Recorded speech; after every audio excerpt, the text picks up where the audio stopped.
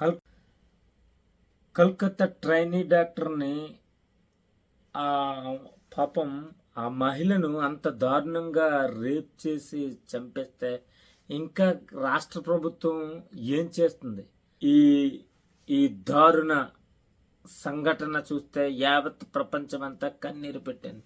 Yes, అలాంటిది ఒక సంజయ్ రాయ్ అన్నవాడు ఒక్కడే దొరికాడా మీకు?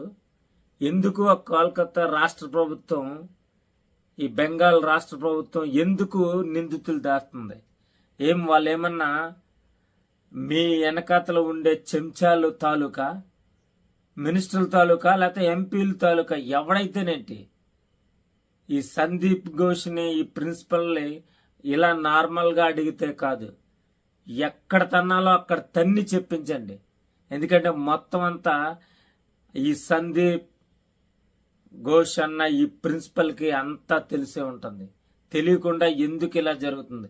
వీడు ఒక డ్రగ్ మాఫియా కూడా యాక్చువల్గా నడిపిస్తున్నట్టు కథనాలు వస్తున్నాయి. అందరూ కూడా, ప్రతి ఒక్కరికి కూడా తెలిసింది.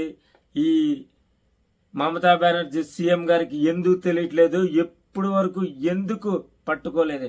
ఆగస్టు 9న జరిగిన సంఘటన ఈరోజు రాఖీ పండగ రోజు నిజంగా ఒక చెల్లెమ్మను, ఒక మన అక్కని ఒక తల్లిలా చూసే మన హిందూ సాంప్రదాయంలో ఒక ట్రైనీ డాక్టర్ ఆ అమ్మాయిని, ఆ తల్లిని అంత దారుణంగా చంపిన వెధవల్ల ఇంకా ఏంటి వెనకేసుకొస్తుంది ఆ రాష్ట్ర ప్రభుత్వం?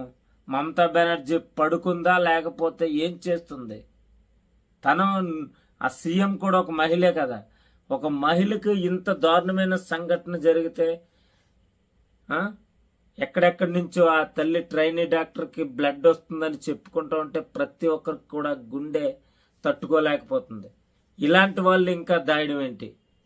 నడి రోడ్డు మీద షూట్ చేసి పారేయండి. చట్టాలు, న్యాయాలు దయచేసి మీకు దండం పెట్టి చెప్తున్నాను, అవన్నీ పక్కన పెట్టండి. ఇలాంటి దుర్మార్గుళ్ళు త్వరగా పట్టించి వాళ్ళ వెంటనే ఎక్కడ నడి రోడ్డు మీద ఎక్కడ ఏ విధంగా చెయ్యాలో ఆ విధంగా సరైన శిక్ష వేయండి. ఎందుకంటే నేను గల్ఫ్ దేశాల్లో చూశాను, ఇలా అమ్మాయిని దారుణంగా ఒకసారి రేప్ చేసి చంపితే వాళ్ళు నడి రోడ్డు మీద ఉరి తీశారు, నడి రోడ్డు మీద శిక్ష వేశారు. అలా చెయ్యండి. ఎందుకంటే ఒకప్పుడు నిర్భయ, అప్పుడు ఈ మోమిత పాపం నిజంగా ట్రైనీ డాక్టర్ కథ వింటే, న్యూస్ చూస్తూ ఉంటే ఈ బాధ నిజంగా ఎంత బాధ ఉంది. ఇలాంటి తల్లిని ఇంత దారుణంగా చంపిన వాళ్ళని ఇంకా ఆ రాష్ట్ర ప్రభుత్వం ఎందుకు కాపాడుతుంది? ఆ డ్రగ్స్ ముఠాను పట్టుకోండి. దీని వెనక ఉన్నది ఎవరినైనా వదలొద్దు. నడి రోడ్డు మీద షూట్ చేసి పారేయండి. లేకపోతే మమతా బెనర్జీ సీఎం గా రాజీనామా చేసి పో. ఎందుకు? ఇంకా చాలా బాధ అనిపిస్తుంది ఈ సంఘటన.